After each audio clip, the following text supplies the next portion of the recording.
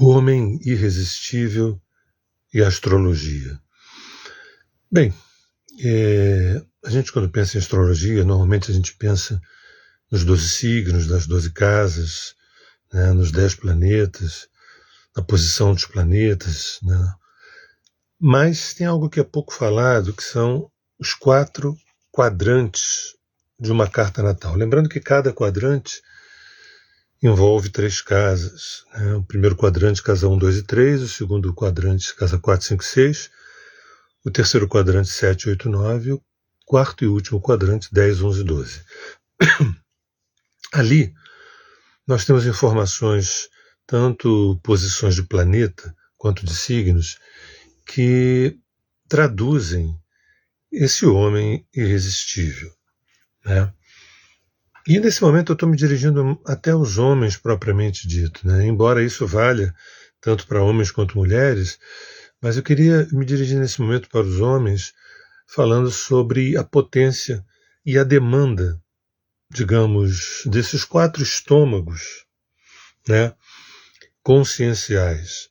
O primeiro quadrante, da astrologia, que eu posso chamar do fogo do desejo, né, casa 1, 2 e 3, e focalizando muito na casa 1 e 2, a gente vai perceber que tem uma demanda dos instintos, do desejo, dos instintos, tanto sexual, o instinto de sobrevivência, a relação com grana, com dinheiro, com a matéria, com um tipo de conforto, com estabilidade, uma busca de segurança. Mas isso é o início da brincadeira, isso é o início da jornada. Quando o estômago reclama, quando o bolso reclama, quando o desejo sexual também reclama, isso são instâncias importantes, muito importantes. Tem gente que fica por ali, né? Tem gente que para nesse primeiro quadrante e não consegue amadurecer emocionalmente, vamos dizer.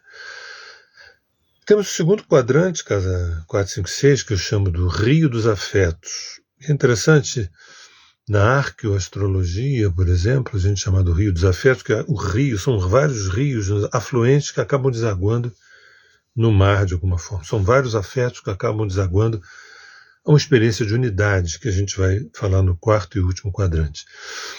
Então, esse segundo quadrante, que é a casa 4, 5 e 6, e aí referenciando muito também a casa 4 e 5, a gente está falando dos afetos, da área emocional, dos vínculos, esse lago do amor, né?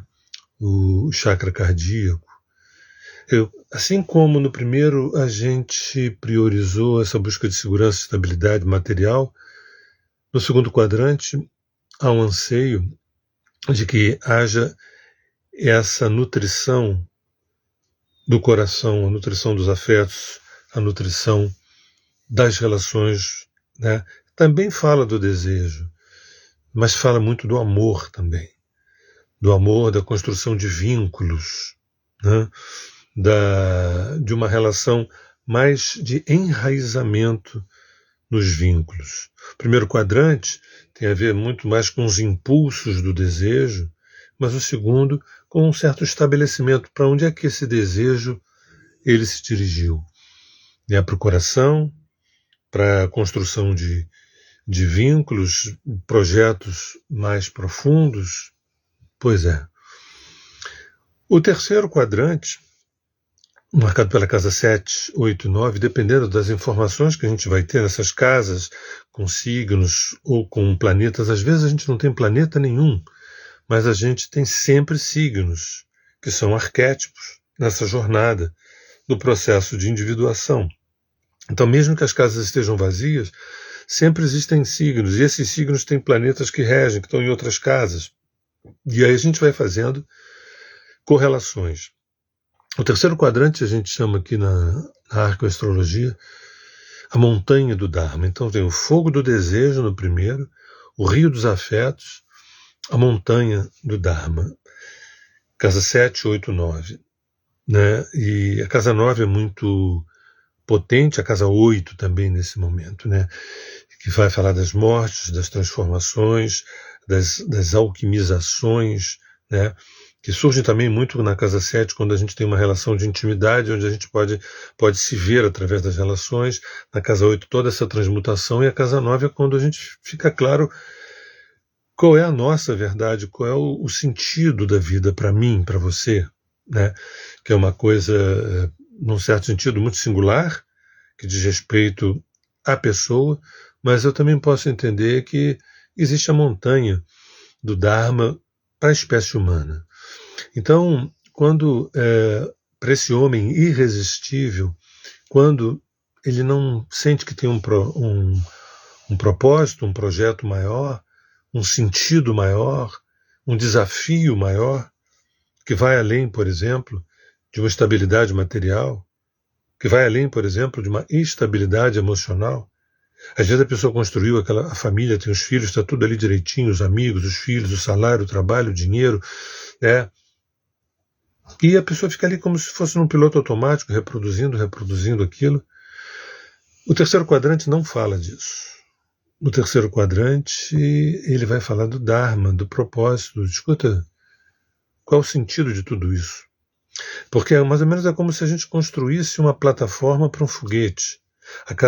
O primeiro quadrante e o segundo tem a ver com a construção dessa plataforma, para que esse foguete, no terceiro e no quarto, possam se elevar.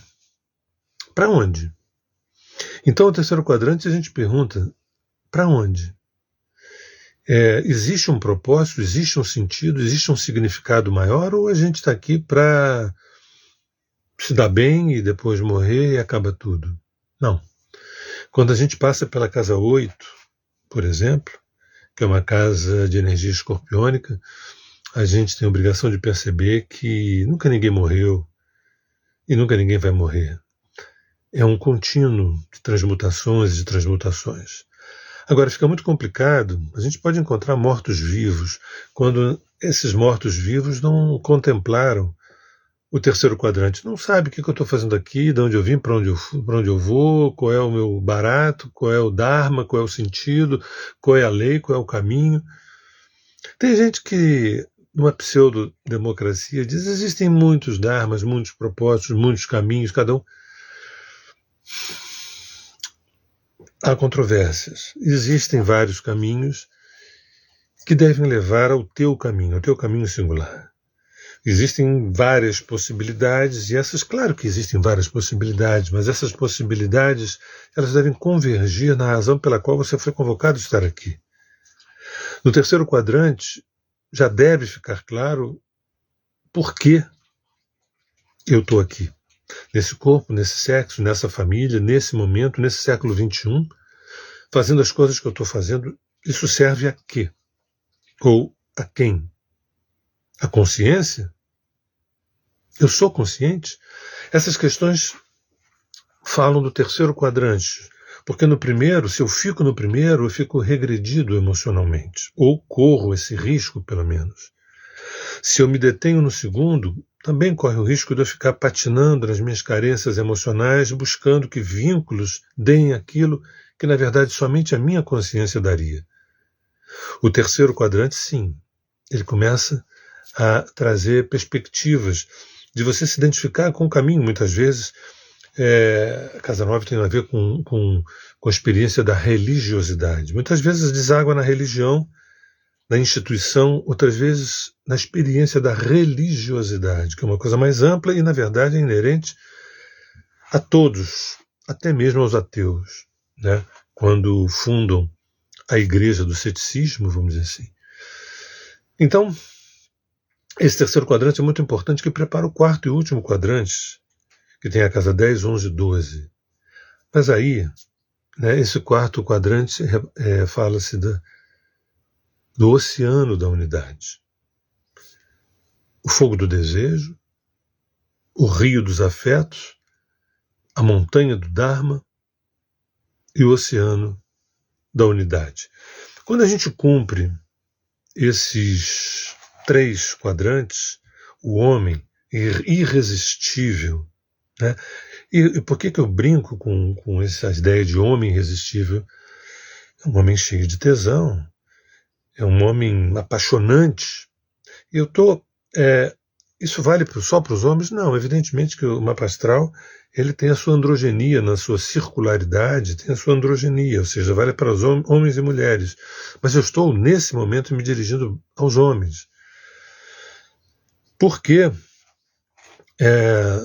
na minha própria clínica de mais de 4 décadas, eu observo que muitos homens têm uma fixação naquela questão do poder, o poder do dinheiro, uma sexualidade que muitas vezes não chega no chakra cardíaco, né? E autoafirmação através de um ego, através de uma vaidade intelectual, né? E eu sei, o poder do masculino é uma coisa avassaladora, o poder de criação, o poder de construção de mundos e mundos e mundos, mas também sei da dificuldade de usufruir desses mundos. E esse usufruto, do ponto de vista mais profundo, tem a ver com o seu feminino. Quando a gente passa, quando esse homem irresistível, ele consegue nutrir, estar disponível para esses estômagos, para esses apetites, para essas bocas, que eu me refiro aos 3 primeiros quadrantes, que vai da casa 1 até a casa 9, o último quadrante é uma consequência, que seria o oceano da unidade, ou seja, você já preparou todo o terreno para viver um espaço de comunhão com o todo, comunhão com o sagrado.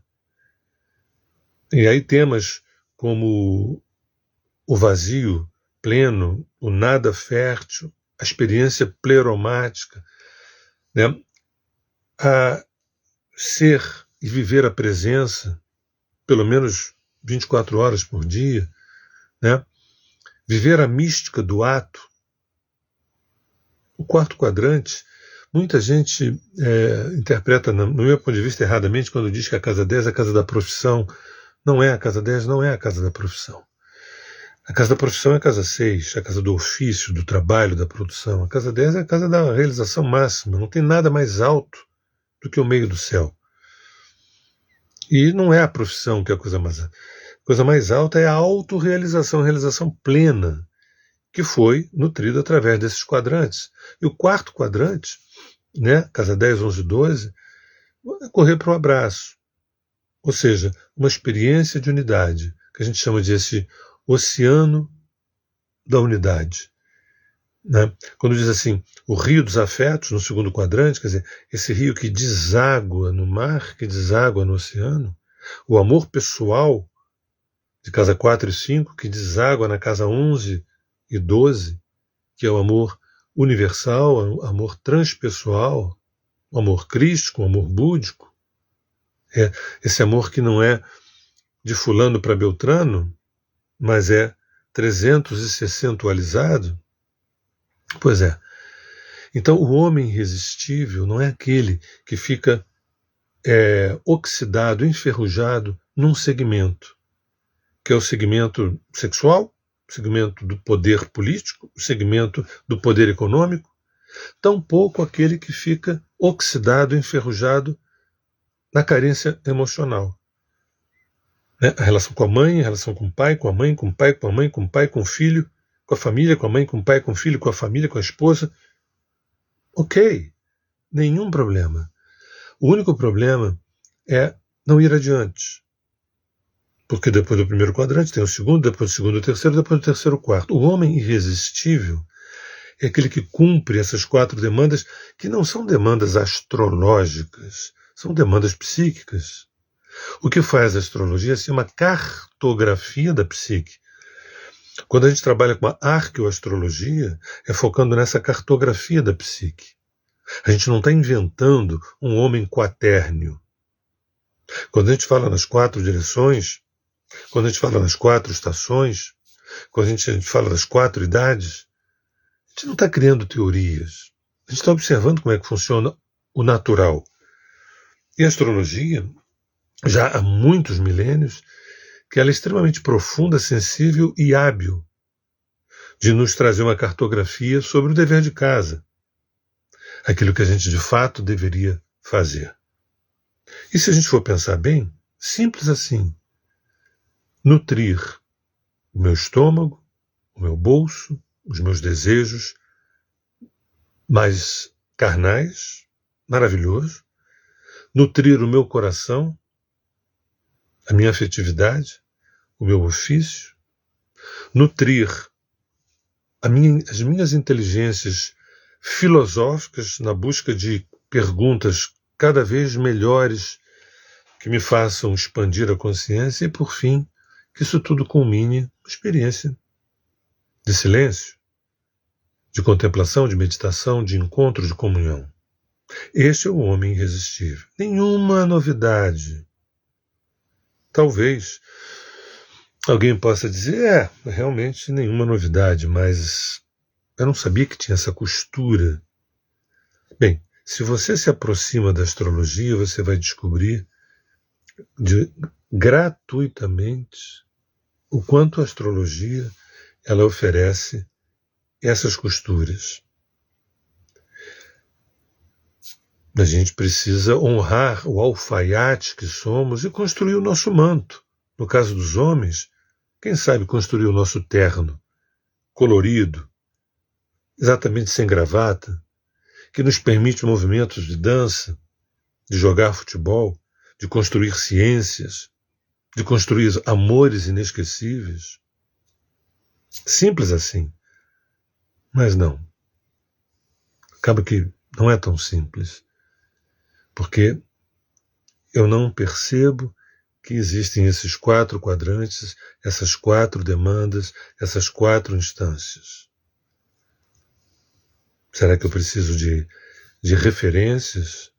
Será que eu preciso de orientação? Será que eu preciso de uma bússola, de um GPS? Porque, puxa, é tão corrido o cotidiano, eu não tenho tempo e eu tenho que dar conta, manter o meu padrão de vida, eu tenho filhos, eu tenho boletos, eu tenho isso e aquilo. Esse é um papinho chato que a gente conhece. Só que esse papinho chato, ele é importante, ele é necessário, mas até a 2ª, 3ª página. Nós temos 4 quadrantes, né?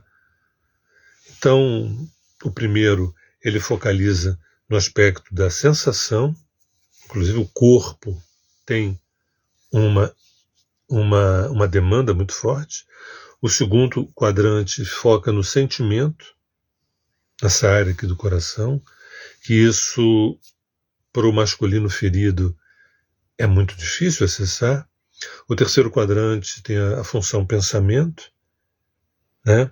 Que são as inúmeras inteligências que a gente tem, da poesia, física quântica e etc. E o 4º quadrante é a intuição. Ou seja, intuir Deus, intuir o agora, intuir a presença. O homem irresistível é aquele que se recordou dessa costura e se colocou disponível. Quem sabe buscando uma orientação aqui, uma referência ali, uma inspiração acolá, mas para realizar o homem quatérneo, que é esse homem que a arqueoastrologia chama de o homem irresistível. Insisto, isso vale para as mulheres? Evidente que sim.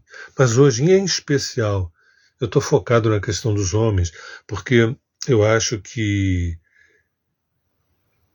a vaidade masculina, em termos de conquistas, tanto a conquista de uma mulher, quanto a conquista de um poder no mundo, faz com que possa se perder o dever de casa.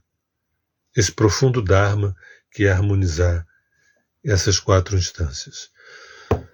Meu nome é Sérgio Seixas, faço parte do grupo Terra de Rudá. Obrigado pela presença e até agora.